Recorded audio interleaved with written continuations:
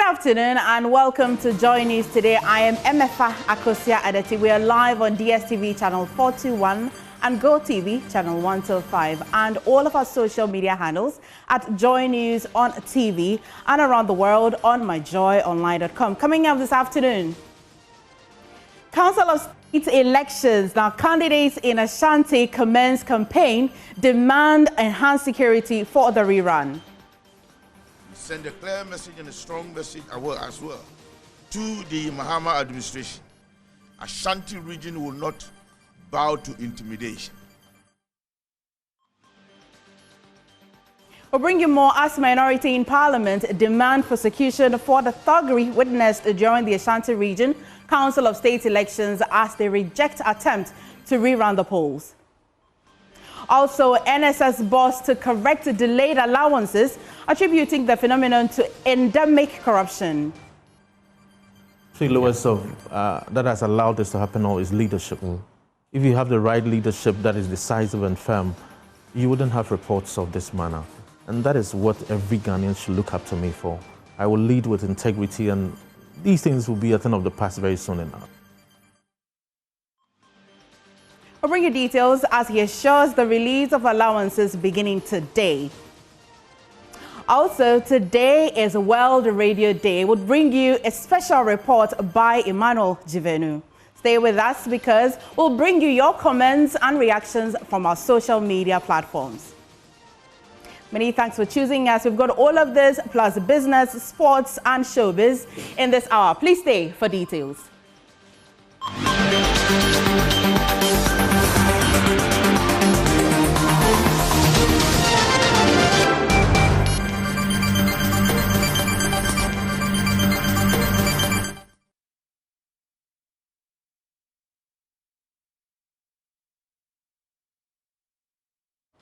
We appreciate your company. First this afternoon, some candidates in the Council of State election in the Ashanti region are calling for heightened security during the rerun rescheduled for Monday. The rerun follows a disruption of the initial process after some thugs overpowered the police on site, forcing the exercise to be halted. With campaigning underway again, the candidates are urging the police to strengthen security measures to ensure a smooth and incident-free election.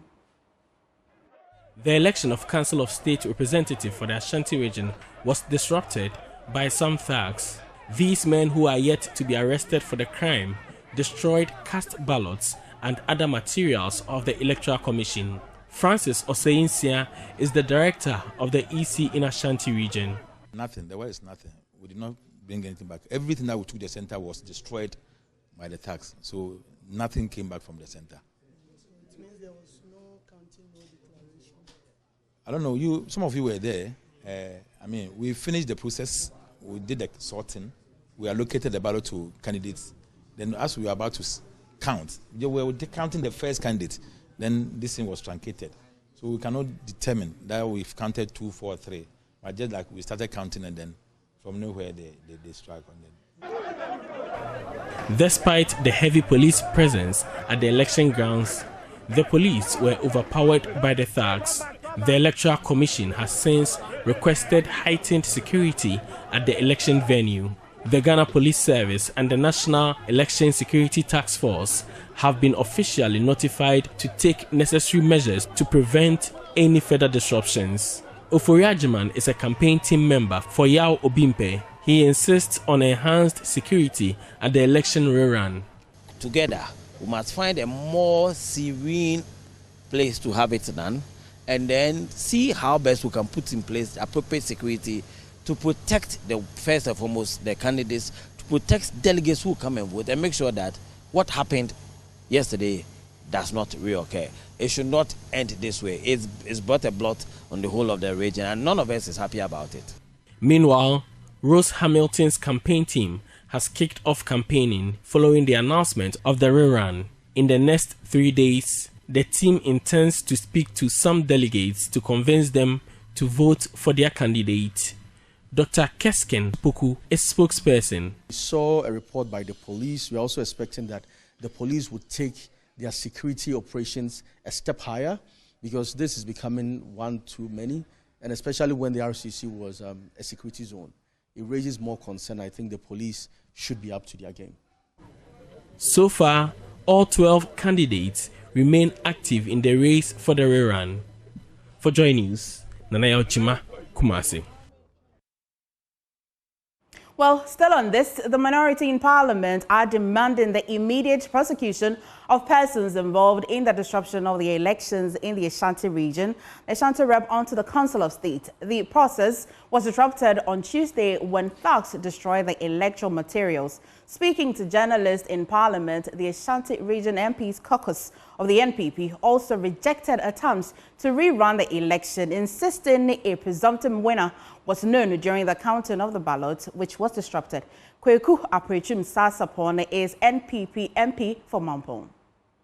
We stand before you here today with a deep sense of duty and outrage over the violent, disgraceful events that unfolded yesterday at the Ashanti Regional Coordinating Council during the counting of the votes of the Ashanti Regional Representative to the Council of State.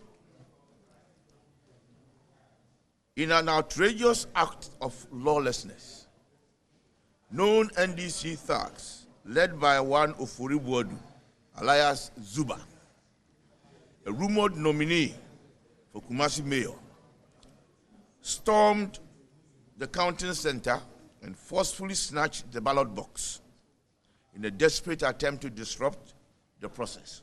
The era of using violence and fear to undermine democracy must end. The Ashanti region has always been the stronghold of democracy and good governance in Ghana. We will not allow the reckless and lawless behavior of a few individuals to tarnish our democratic credentials. We send a clear message and a strong message as well to the Mahama administration. Ashanti region will not bow to intimidation. The people of Ghana will resist attempts to erode democracy through violence and lawlessness. We urge all well-meaning Ghanaians, civil society organizations, traditional leaders, religious bodies, and the media to speak up against this assault on democracy and demand accountability from the authorities. We refuse to be silent. We refuse to be intimidated. Democracy must prevail. Well, the termination of the employment of persons recruited after December 7 is also attracting the anger of the NPP. Now, here's what they have to say. Two things that should happen if anybody feels that certain appointments were made after 7th of December. Two things. One, they believe that it is possible that it did not go through the proper procedure. And also they believe that it actually went through the proper procedure. Let no one deceive anybody that the mere fact that appointments were made after the 7th of December means that it is null and void. It is ultra-virus. No. There's a possibility that it is ultra-virus because it did not go through the right procedure. And there's also a possibility that the process started way back, only for the appointment letter to be given or issued in December. So our point, and my point, is that it is not enough for a change of government to, as it were, be used to terminate appointment letters of persons because it is believed that those persons are members of the New Patriotic Party. Because Article 191 of the 1992 Constitution is very clear that members of the public service cannot, under any circumstance, have the appointment letters terminated without a just cause. It cannot also be revoked without a just cause. So until we have, in their explanation, a just cause as to why these appointments will have to be terminated, we are heading to court. We are going to make sure that these persons who are going to be affected or who are affected will have someone to speak for them, will have somebody to represent them in court, and that is what we've started doing.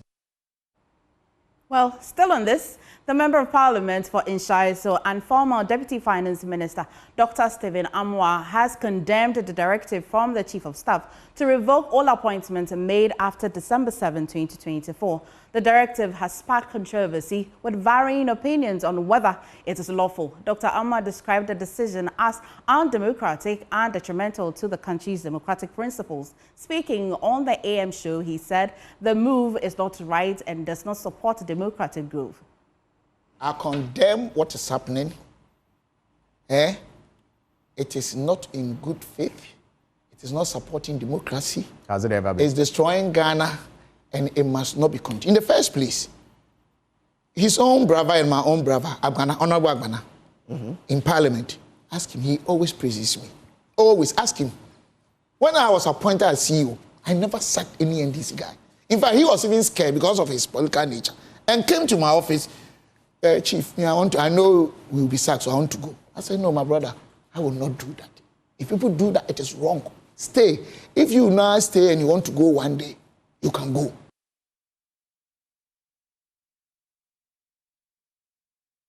Meanwhile, Alassane Suhuyini, the Member of Parliament for Tamale North and Deputy Minister Designate for Roads and Highways, has defended the directive, saying the Chief of Staff is simply following the script. On the revocation, I don't even have much to say. I don't even have much to say. So the Chief of Staff is working according to the script that all political leaders have worked with in this country every time there's a change of government. It's the script. All right. And it is for fairness. All right. Well, Acting Director of the Ghana National Service Authority, beg your pardon, Felix Gyamfi, has attributed persistent delays in service allowances to corruption and mismanagement over the past 8 years. Speaking on PM Express, he assured personnel that long overdue payments from August to December will begin today. He praised President John Mahama for prioritizing the issue and approving full payment of arrears. Gyamfi blamed beneficiaries or inefficiencies and corruptions for the delay, but promised that the government has taken steps to fix the system. Although I arrived 15 days ago at the NSA, we had hints of what was going on. So at the back of this appointment, we had started preparing what we had to do. So right from day one, we wanted to know who is where and what numbers ought to be paid. Right. So it's just right that the Minister of Finance and then the Controller and Accountant General asked for actual numbers who are in our database and who were supposed to be paid. So in actual terms, there was indeed a head count. This is not some story you're making up. We have had to go through several pathways to make sure that the numbers that we have there are valid or come close to what people are actual. Okay. The reason why I'm asking the question is, the figure alone you're putting out is quite huge, over 80,000. And that's why many are wondering, did you really do a head count? Or are you just putting out the figures to create that political impression that, well, we're saving the taxpayer? Well, now, people who are involved also know that there's a new sheriff in town. President Mahama is leading with a different style, and then it follows from the head. Right. Now, everybody has to come in line. I would not blink an eye to give somebody up at a national service if I know you are involved in something like that. So, for a start, you dare not put a ghost in this list that we have there. I mean, although we have presented this, today I'm still withholding some payments of certain people. So this number... Even with the 91,000 we're talking about? Yes, 98,000. Yes, 98,000. I'm still going to hold on with some payments. Tomorrow, of course, everybody will be paid. And then in the subsequent days, other people will be paid. But we're still going to hold on certain payments to check and then make sure that you're still not sure that even out of this 98,000, everyone is majority of the people are going to be paid. Right. And if you are there should be no doubt at all. For example, there are issues. They many? Are they oh no. They are not a lot. Do we know the numbers? Conflicts. There are people in conflict areas that I have to check, make sure that they haven't fled. You know what? And then all the safeguards were there. Just the people did not allow the safeguards to work. Right. Well, for more on this, Nana Edu Gyamfi, who is a coordinated security for the secretary, I should say, for the NSA people to join us via Zoom. Give us an update. So the acting boss has been assuring that some payments will resume today. Have you checked with your members or your colleagues as to whether or not some payments have started hitting the accounts?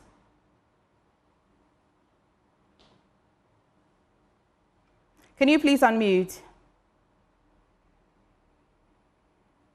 Good afternoon. Good afternoon. As at the time I was you now, the allowances are still not in. With the meeting we had with our Director General, we are being informed by that latest by Friday. And so in as much as he said on your platform that the allowances will be made, we are expecting it to hit our account by tomorrow. Well, but I saw that you were also commending the new government on the expose that they have done with the ghost names. But how do you feel about it and the progress so far?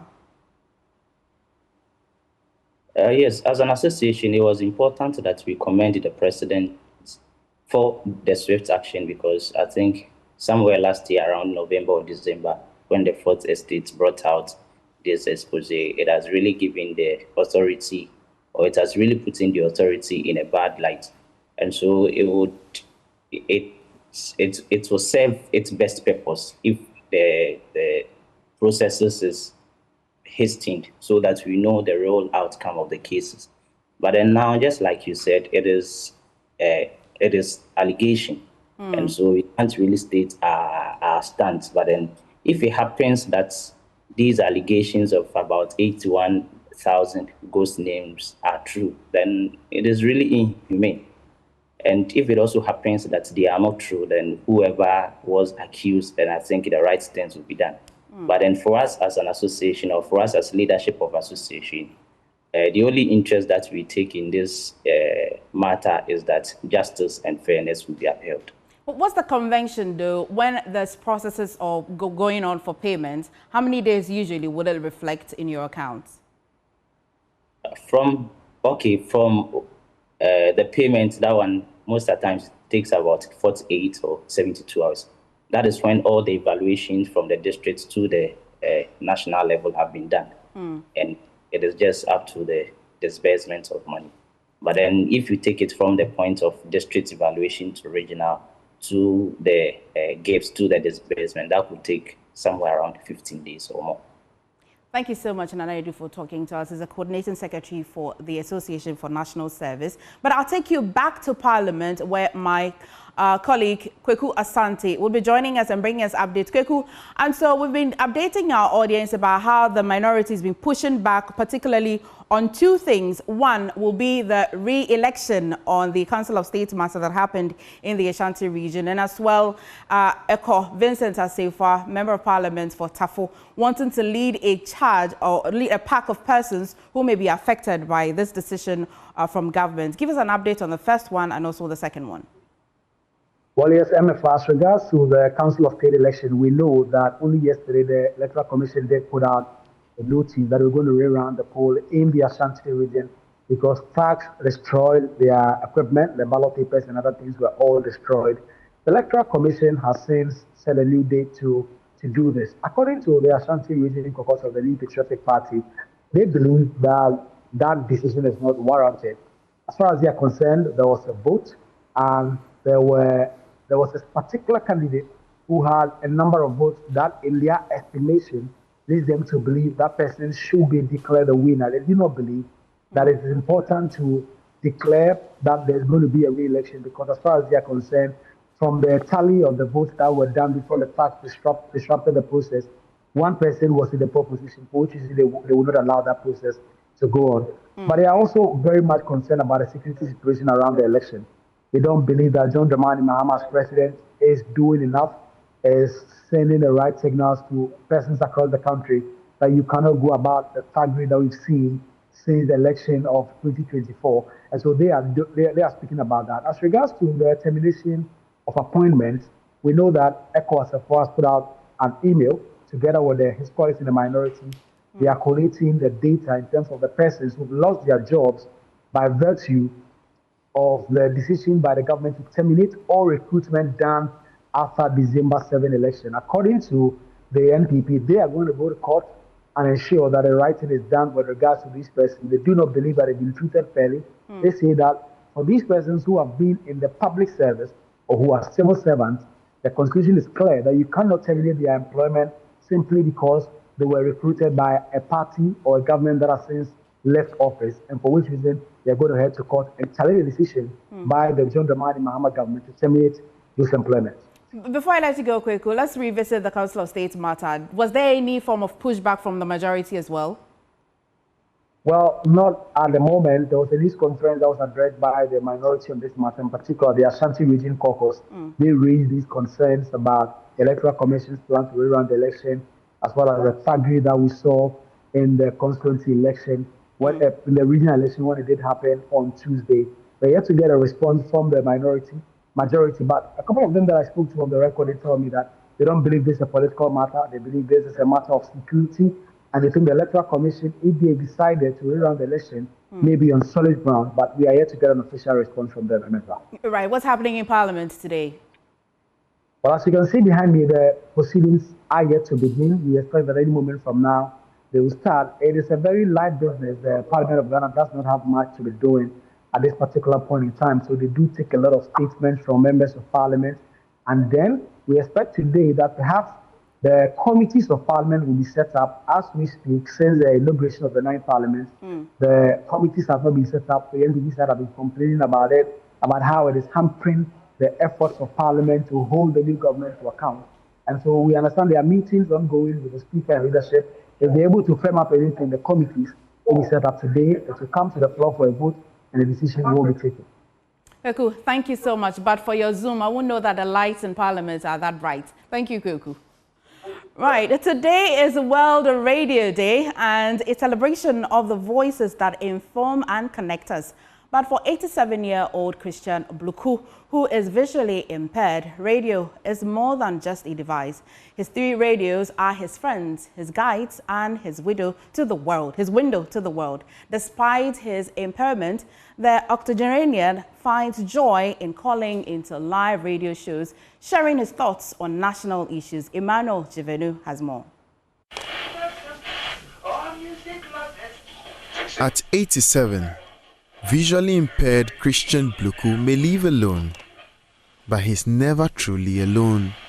His 3 radios keep him company, each carefully tuned to his favorite stations. Through them, he listens, learns, and speaks. I wake up and cook myself and chop and then lie down, hear my news. I know radio. That if you after hearing the live from the local news, this and that, then I'll take to broadcaster. Then I have to turn to JFM or Asasi. Mr. Bluku was not born blind. His sight faded over the years, but his vision for justice and truth never dimmed. You see now Ghana it changed to be. Everybody take the tea to himself. He take the tea to my brother. St. John, take it and share it. You say after it, no case. Hey! You think this will happen in Kumasi? A former bodyguard to Dr. Kwame Nkrumah, he has seen Ghana changed. But to him, not all change has been for the better. It becomes a money matter. Yeah. The NDC and PP, they come together, like what they used to do in the Parliament, rub my back and rub your back. It becomes money matter. Despite his struggles, Mr. Bluku refuses to be silent. He calls into live radio programs, challenging leaders, asking questions, seeking justice, not just for himself, but for all who feel abandoned. So if I want to call, I use this volume. But one injustice still haunts him: the denial of his right to access the disability fund in his district. Put this on the air for me. Is in the constitution? If they are depriving me of something, I'm too old. Then I'm also too old to vote. No, so. Is that what they told you? Yes, on the air. People, everybody here. You can go to the live. It's only last week. And they collected my picture. You know, I'm not qualified. And then you told me I should take my picture. I'll go, Brandman will go and take, you say full scalp. You know full scalp picture. Denied by the authorities, he turned once more to his powerful tool, radio. His radios give him voice. And as long as he has a voice, he will never be silent. Emmanuel Jivenu, Joy News, Adidome.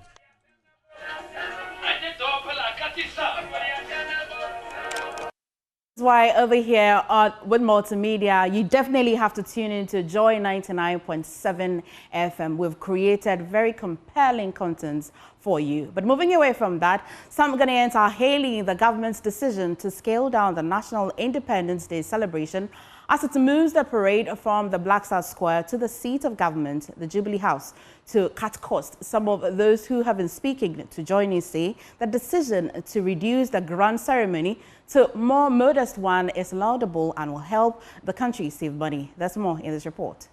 He is telling us that for now we have to move it from the parade at the Black Star Square to the Jubilee House. I think it's cool because even when this celebration started, we had a whole lot of schools going to march. The number reduced. Now they are moving it from one region to the other, which was also fun and it was also educative. But if this is the new 10 he wants us to go, it's cool. I also think it's a good initiative, and yes, that will cut down on cost, and also people would then tend to relax more and then have some of those who go on parade also rest. And I believe it's a good thing, and we look forward to having that and enjoying the celebrations at home. It's not bad. Around I think cutting the cost makes sense, but excluding the students from this is going to be somehow, but I don't know. But cutting the cost, I think cutting down the cost makes sense. It makes a lot of sense, but I would prefer involving the students. What the president is saying makes a lot of sense. Yeah, already the country is down with a lot of costs. Even so, with the cost side, 100%. We can choose one particular place to do that kind of program. That's the Independence Square. We can do it at that place because independence is for Ghanaians. So everybody has the right to enjoy that freedom. So you can't just move it from that place to a particular place. Like you are going to choose a specific people to be there. No. To me, it's very good because growing up, I was marching, and we sometimes go and be in the sauna. So to me, if you ask me, the marching aspect is good. And if the president is cutting costs and they are now celebrating at the Jubilee House, I also think that's fair because lots of people wouldn't be able to go there and they would be watching from their house and all that. To me, I think it doesn't make sense for moving it from Independence Square to Flagstaff House or Jubilee House because when you check the population of Ghanaians, all of us can't fit in there, you know. Well, their shops are gone, their goods are gone, their livelihoods reduced to ashes. This is the plight of over 8,000 traders at Kantamanto Market, still reeling from a devastating fire more than a month ago, despite 2.8 million cedis in relief funds being secured. Not a single cedi has reached them. The frustration of the traders is mounting and patience is running thin. Sarah Mensah has more in this following report. It's been over a month since fire ravaged Kantamanto Market. Over 30,000 traders were affected. The fire devoured more than 7,000 shops, reducing livelihoods to ashes. Today, hope remains elusive as the traders await the promised relief. We haven't received anything. I haven't received any donation. So don't tell me that I have received money. I haven't received any donation. Donation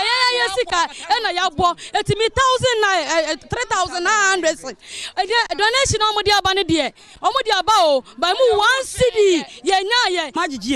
Say, my sister, 15 million. Because almost won't chase cana. Bomb you know a patent in because she I was here for some year pescano. It's your quiet director being a cheers can my because ye be minister I've lost 1.6 billion. Auntie Maggie has been here for over 15 years, selling in the heart of the market. Her voice shakes as she recalls the disaster. They said they are coming to donate something for us. We have learned, we have seen that they have come to donate something. We have not received anything. We have not received anything. They collected 10 million from me before they gave me this stake and the ceiling. The rest of the things, like you are saying, we have to do it ourselves. I don't have anything. The best thing I think the leaders should do is, when they come, we have lost our things, they should let us sit in our sheds so that they divide the money to us. But the way things are going, it is very pathetic. We are suffering. Desperation runs deep. Many traders like Maggie have borrowed money to rebuild. But outside the market, those without sheds face an even grimmer reality. Holy Ghost, who sells just outside the market, feels she's being left out of the recovery efforts.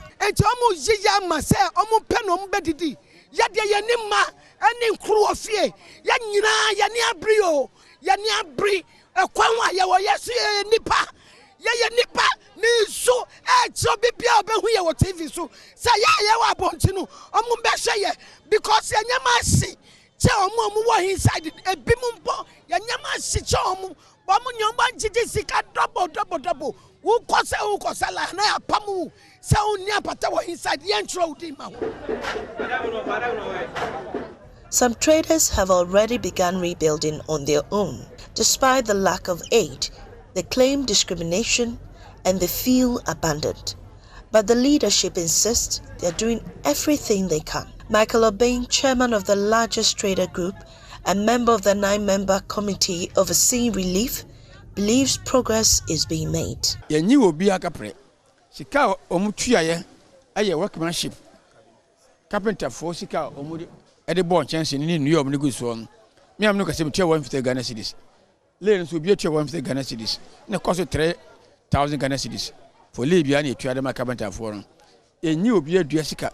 There was a penny movie, not a penny I just cow baby. Over 2.8 million cedis in donations have been received by the committee. But for the thousands who lost everything, hope is running thin. By the close of the month in India, let me say a year joining in a year. Now, the Chescada, a crop inu. I see 2 1. Ama mason for I estimate at the Maya. Number of blocks I beg you so. Number of cement I beg you so. The year winning a year, a betcha.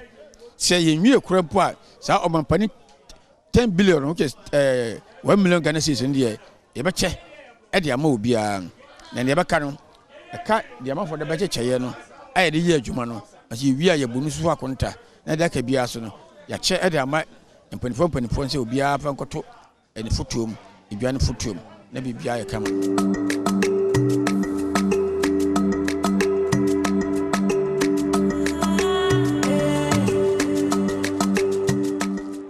As the traders wait for relief, they continue to rebuild piece by piece with borrowed money and fading patience. As time drags on, the fire's scars remain, not just on the market's walls, but on the lives of those struggling to rebuild. Sarah Mentor's report, read to you. Well, the question still nags at us. Where is the money? You're watching Joy News today. We go for a quick break. When we come back, showbiz, business, sports, and even your social media comments. Do stay with us.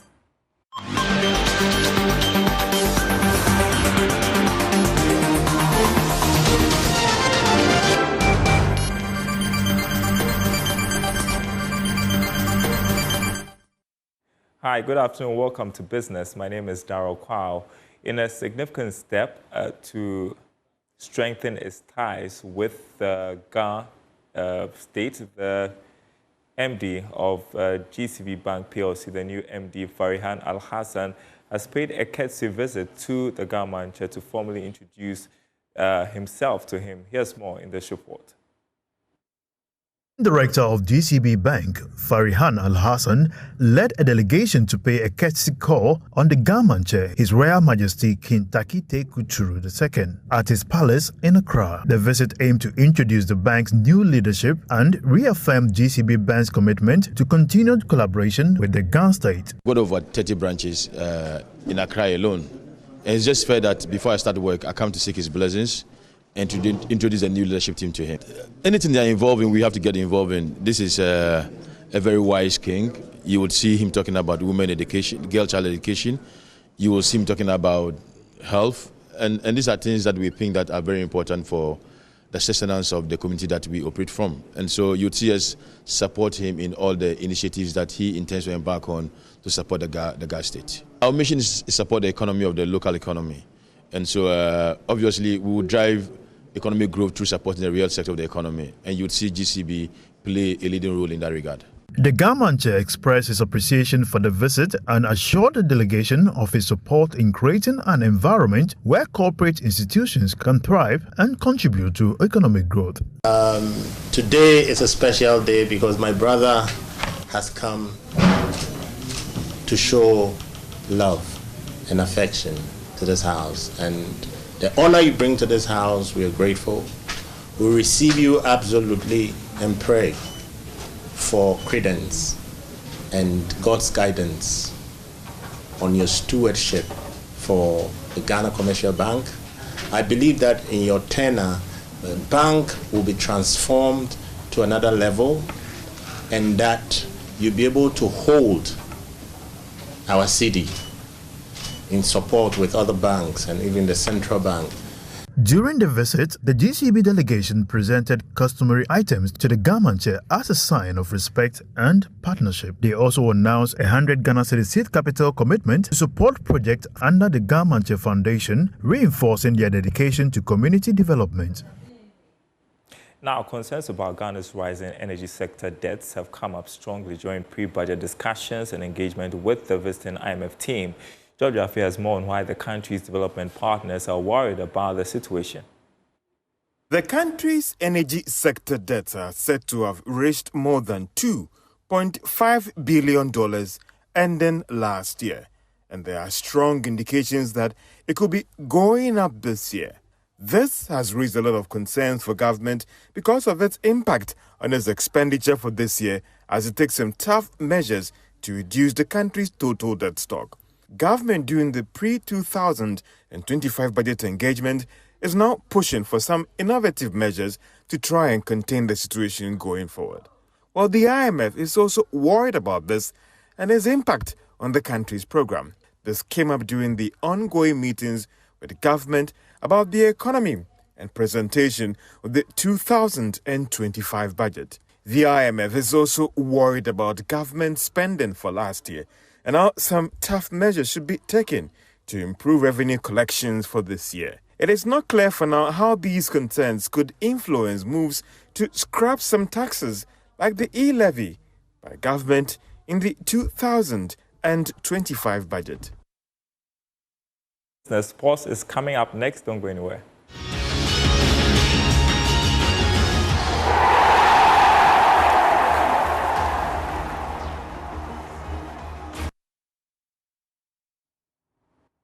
Time now to bring you sports here on Joy News today with me, Muftau Nabila Abdullahi. Former president of the Ghana Football Association, Kwesi Nyantakyi, has been discharged by an Accra High Court earlier today after 5 years of a legal battle following the number 12 expose, which was produced by investigative journalist Anas Armeyao Anas. The prosecution was unable to produce a witness throughout the trial, which lasted 5 years.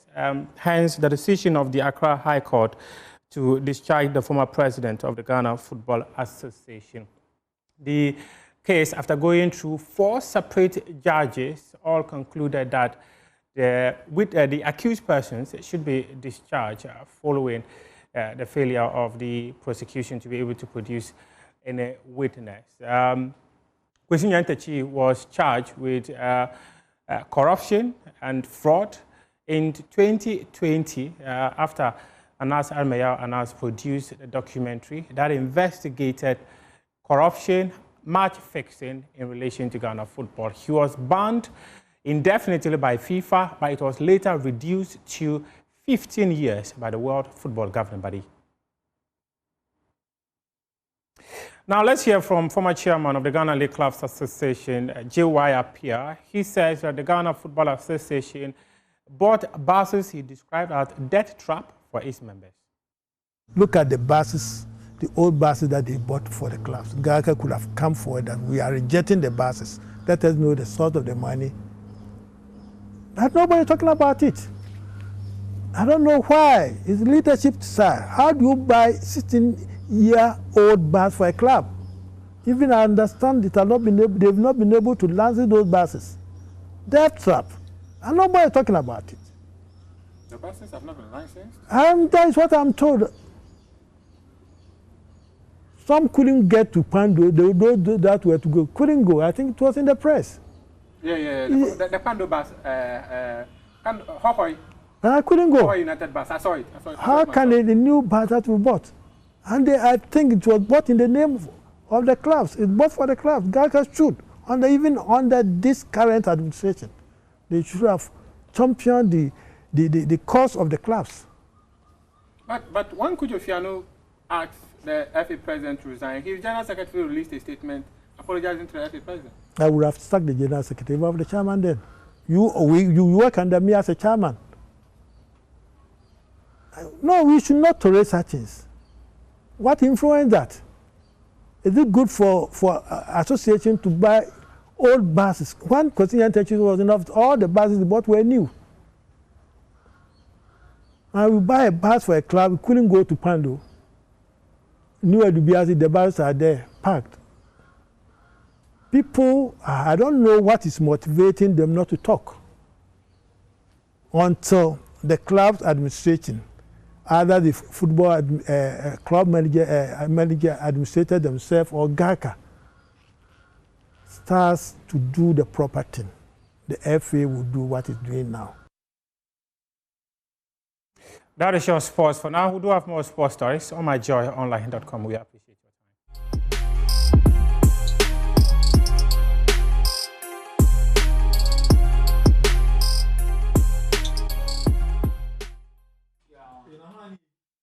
Afternoon, welcome to the Showbiz segment with me, Jacqueline Asuma Yabwa. To our first story, it's official. Ashake has marched out of YBNL Nation, his record label. But before the rumor mills goes into an overdrive, the lonely at the top hit maker is making it clear there's no bad blood between him and his record label. We have more in the following report.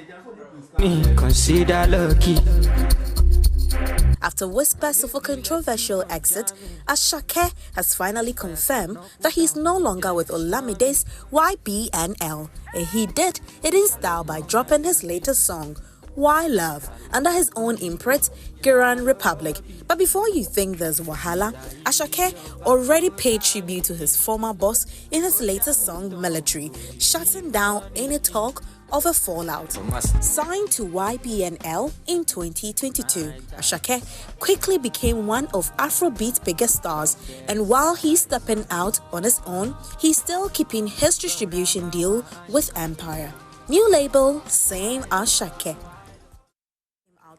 Well, these were all these amazing songs by JQ and Apietus. Emefa, which one was your favorite? All of it. My age is telling. I know, right? It came with a dance. Yeah, I think you just move back like this because the song title is Move Back. Oh my goodness, I'm an embarrassment to this company. But Jackie, thank you so much. And thank you as well for joining us today on Joy News Today, live on Joy News. I'm unable to bring you your comments today, but I promise tomorrow I'll definitely bring all of your comments. But for more news, do log on to myjoyonline.com. And our top story today, Kisi Ejabena has been lackadaisical in investigating Ken Oforiatta. And this is by Martin Pebu. Right. Many thanks for choosing us always. Marketplace up next. Please stay.